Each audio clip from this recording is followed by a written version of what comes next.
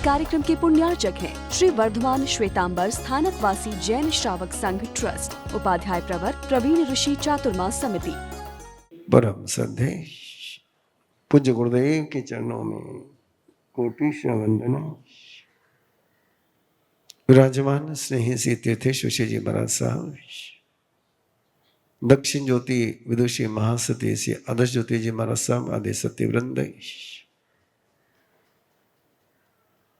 जिन्हें पावन विरासत मिली पर्युषण पर्व की आराधना करने की, उस विरासत को जिन्होंने सुरक्षित रखा, ऐसे मेरे श्रद्धालु भव्यात्मन सौभाग्यशाली हो कि आपको विरासत मिली। अभिनंदन है आपका कि आपने विरासत का सम्मान किया है। एक ऐसी संपत्ति जो तुम्हें संसार नहीं दे सकता है,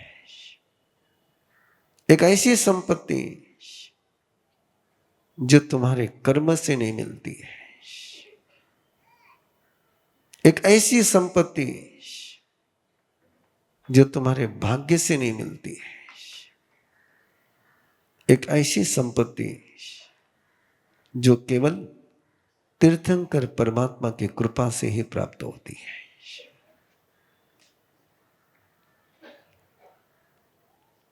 मत सोचना कि हमारी पुण्यवानी जो हम आ गए, मत सोचना कि हमारे भाग्य का उदय है जो जिन कुल में जन्म लिया है। कुल जैन नहीं होता है। जिसको तीर्थंकर की कृपा प्राप्त हो जाती है वो जैन कुल हो जाता है। कुल तो केवल दो ही है, उच्च कुल और नीच कुल। गोत्र दो ही है, उच्च गोत्र और नीच गोत्र है। जैन कुल का कोई कर्म ग्रंथ में जिक्र नहीं है। जिसको तीर्थंकर की कृपा प्राप्त हो गई वो जैन कुल में आ गया, उसका कुल जैन बन गया। और जिसने तीर्थंकर इस कृपा को सुरक्षित रखा वो जिनेश्वर के शासन का कुल बन गया। पुरुषन पर्व की आराधना के अनूठे संस्कार फिर एक बार कहूंगा, न मेरे कर्म से मुझे मिले हैं, न मेरे पुण्य से मुझे मिले हैं। ये संस्कार मिले हैं तो परंपरा से मिले हैं। इस अक्षुण्ण परंपरा को, इस मंगलकारी परंपरा को बनाए रखने का दायित्व, इस विरासत को अगली जनरेशन तक पहुंचाने का दायित्व जो संग निभाता है वो धन्यवाद का पात्र होता है। इस विरासत को अगले जनरेशन तक पहुंचाने का दायित्व जो संग निभाता हुआ धन्यवाद का पात्र होता है, अभिनंदन का पात्र होता है। उन महापुरुषों को मैं स्मरण में ला रहा हूं, जिन महापुरुषों ने पर्युषण पर्व की आराधना में इस पवित्र आगम की आराधना का सपना देखा। इस पवित्र आगम की आराधना की विधि प्रारंभ करी।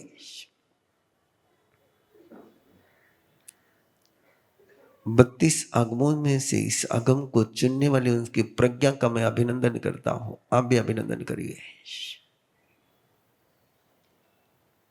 क्या उनकी साधना गहरी होगी कि एक नई परंपरा उन्होंने शुरू करी, एक अनूठी परंपरा उन्होंने शुरू करी। मैं तो नाम नहीं जानता उनका, आप भी नहीं जानते, इतिहास भी नहीं जानता है। किस महापुरुष ने इस परंपरा को शुरुआत किया, उसका नाम पता नहीं, लेकिन उनका काम पता है, उसका सीक्रेट पता है कि 8 दिन की आराधना के लिए एक ऐसे आगम को चुनना और चुन करके लोगों के सामने उस तरीके से रखना कि सैकड़ों सालों तक परंपरा चलती रहे। कि सारे संसार का एक लक्ष्य है, जो भवी जीवन का लक्ष्य है, दुख से मुक्ति, दुख का अंत करना। सुख तो मेरा स्वभाव है, सुख आपका स्वभाव है, सुख मेरा स्वभाव है, सुख सबका स्वभाव है। हमने दुख लेना और दुख देना शुरू किया है, इसलिए दुख लेने और देने का चक्र चलता रहा। सुखी बनने के लिए प्रयास करने की आवश्यकता नहीं। दुख समाप्त हो गए तो सुख तो प्रकट है ही है।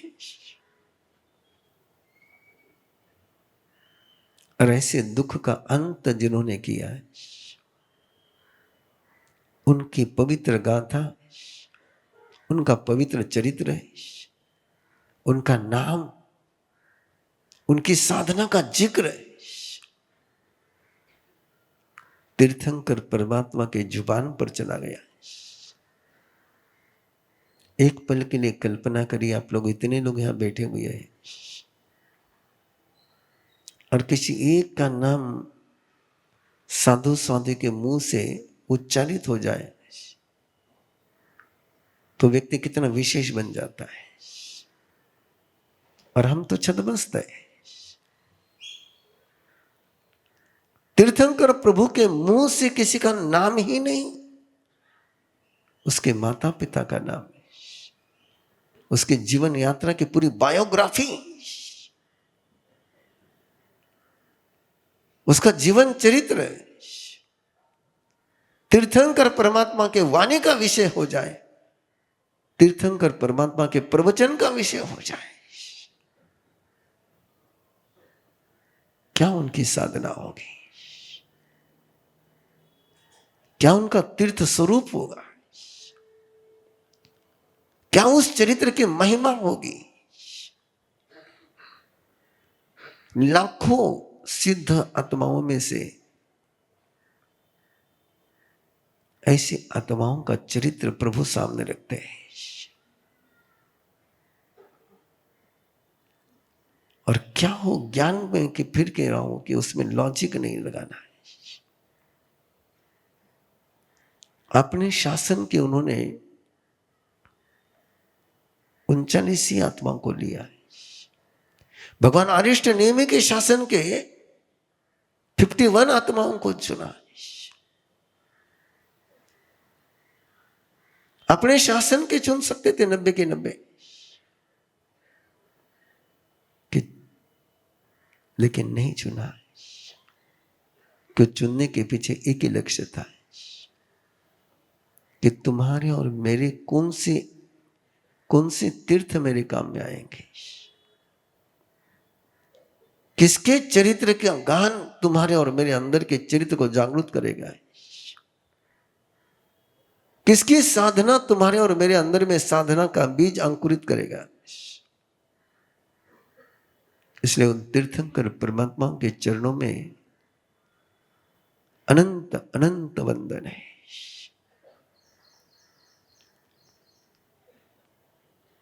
ये अंतगढ़ सूत्र है, जिसका नाम ही अंतगढ़ है। जिन्होंने अंत किया है, और दुख का अंत हो जाता है तो पाप का अंत हो जाता है।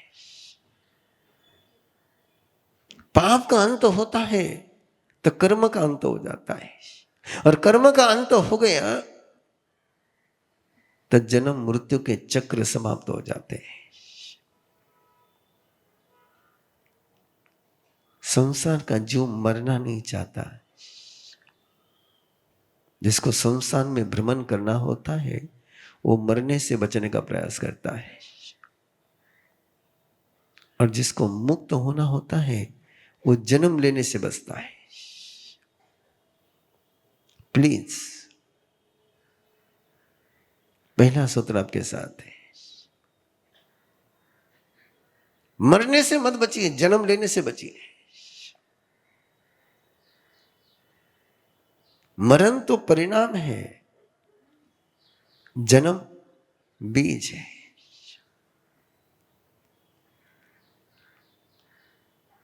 मुझे अच्छा जन्म मिले मत बोलना कि जहां जन्म आएगा वहां मरण आएगा। जो जन्म नहीं लेता उसको मरण नहीं है। तो भय मरण का नहीं होना चाहिए, भय तो जन्म लेने का होना चाहिए। इन महापुरुषों की यात्रा है जिनके मन में से जन्म लेने की तमन्ना समाप्त हो गई।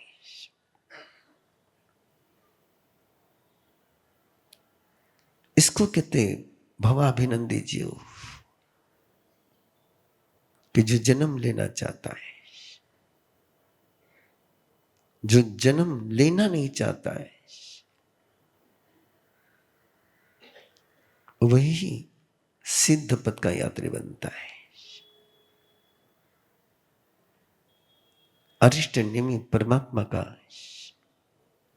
वो समय जो महाभारत का समय, अरिष्ट नेमी परमात्मा उस वंश के जिस वंश में श्री कृष्ण है।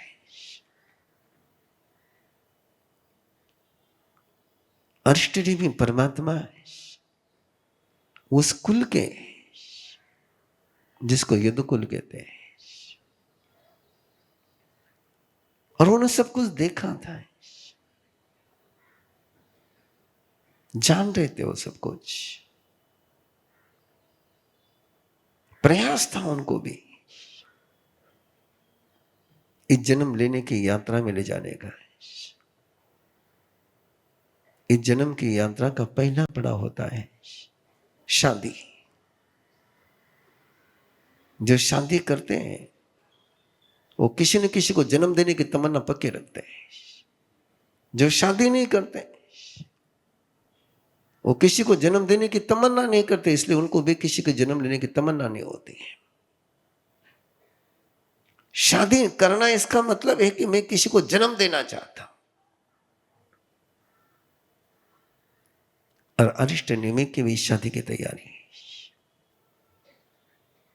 राजुल के साथ, राजीमती के साथ, जिनके साथ उनके कई जन्मों के 8 जन्मों के संबंध थी।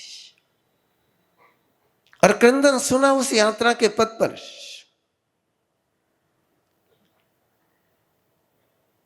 जिन्हें सपनों की राह पर चलते हुए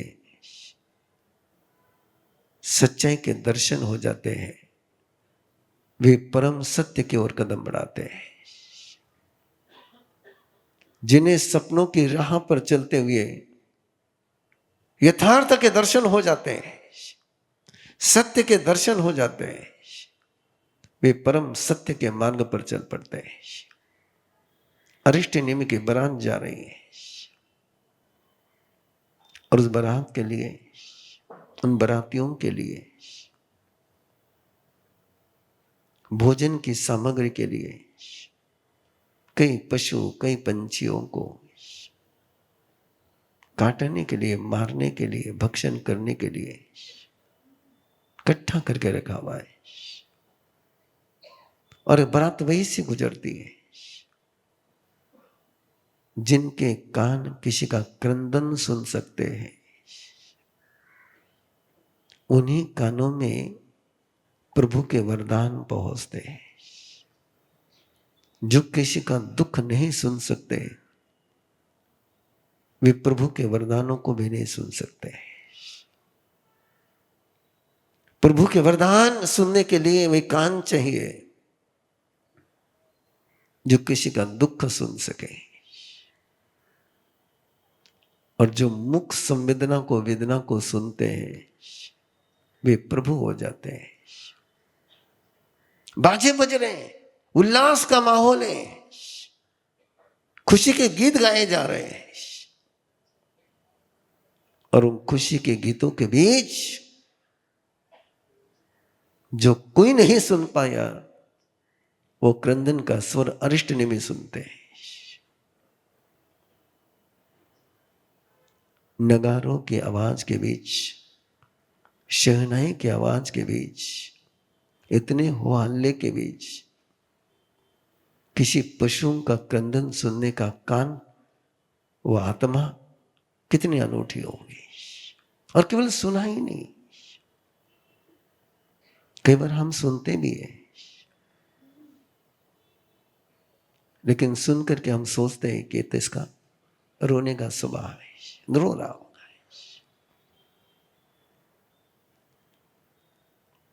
अरिष्ट नेमी पूछते, हम भी पूछे, इन पर्युषण पर्व के 8 दिनों में हम किसी के दुख को अनसुना नहीं करें। इन पर्युषण पर्व के 8 दिनों में ही नहीं, पूरी जिंदगी में हम एक संकल्प ले लें